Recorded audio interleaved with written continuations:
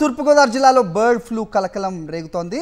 కానూరు పౌల్ట్రీలోని కోళ్లకు పరీక్షలు నిర్వహించగా బర్డ్ ఫ్లూ పాజిటివ్గా నిర్ధారణ అయింది. దీంతో అధికారులు అప్రమత్తమయ్యారు. కానూరుకు 1 కిలోమీటర్ పరిధిలో రెడ్ జోన్, 10 కిలోమీటర్ల పరిధిలో సర్వేలెన్స్ జోన్ అంటూ ఏర్పాటు చేశారు. ప్రజలంతా కూడా అప్రమత్తంగా ఉండాలని హెచ్చరించారు. కొన్ని రోజుల పాటు చికెన్ తినటం తగ్గించాలని సూచించారు. కోళ్లు చనిపోతే పశుసంవర్ధక శాఖ సమాచారం ఇవ్వాలని అధికారులు ఆదేశించారు. రైట్, ఈ అంశంపై అప్డేట్స్ మా కరెస్పాండెంట్ రాజు నడి తెలుసుకుందాం. రాజు, ఎక్కడున్నారు మీరు? కానూరు వద్ద ఉన్నట్టుగా సమాచారం. సో ఏం చెప్తున్నారు అధికారులు? కొద్ది రోజులు చికెన్కి దూరంగా ఉండడమే మంచిది అంటూ కూడా ఒక సూచన ఇస్తున్న నేపథ్యం, ఏం చెప్తున్నారు? మరి ప్రధానంగా చూసుకున్నాక ఏదైతే ఉభయ గోదావరి జిల్లాలకు సంబంధించి కూడా ఏదే బర్డ్ ఫ్లూకి సంబంధించినటువంటి వైరస్ సంబంధించి కలవకలం సృష్టిస్తుందని చెప్పొచ్చు.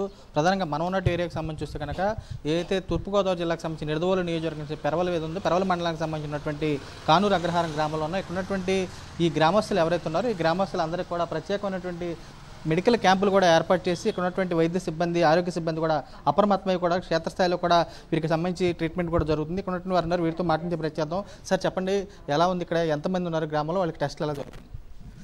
మనకి కానూరు అగ్రహారం గ్రామంలో మొత్తం 2700 మంది పాపులేషన్ ఉన్నారు. టోటల్ హౌసెస్ వచ్చేసి 956 వరకు ఉన్నాయి. సో ఇప్పటి వరకు మేము 3 టీమ్స్ని ఏర్పాటు చేసి ఇక్కడ హౌస్ టు హౌస్ సర్వే అనేది జరిపిస్తున్నాము.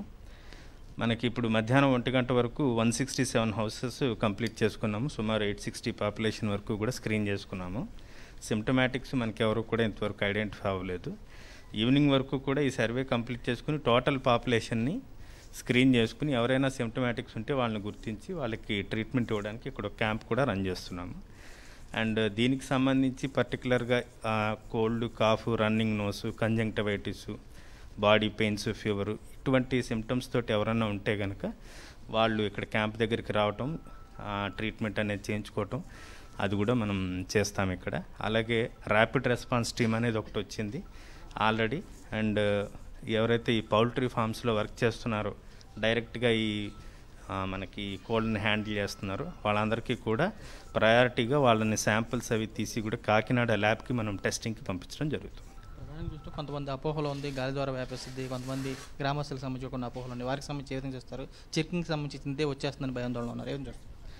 సో గ్రామస్తులు ఎవరు కూడా ఈ విషయంలో కంగారు పడాల్సిన అవసరం కానీ ఆందోళన చెందాల్సిన అవసరం కానీ లేదు. ఇది ఒక వ్యక్తి నుంచి మరొక వ్యక్తికి వచ్చేటువంటి అవకాశం చాలా తక్కువ. ఓన్లీ ది బర్డ్స్కి సంబంధించిందే బర్డ్ ఫ్లూ అనేది.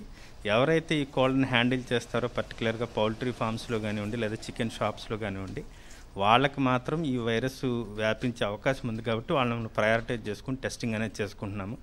And person to person transmission అనేది అది చాలా లీస్ట్ పాసిబిలిటీ ఉంది. బట్ ఈవెన్ దో మనం గ్రామం మొత్తం కూడా సర్వే అనేది చేసుకుంటున్నాం.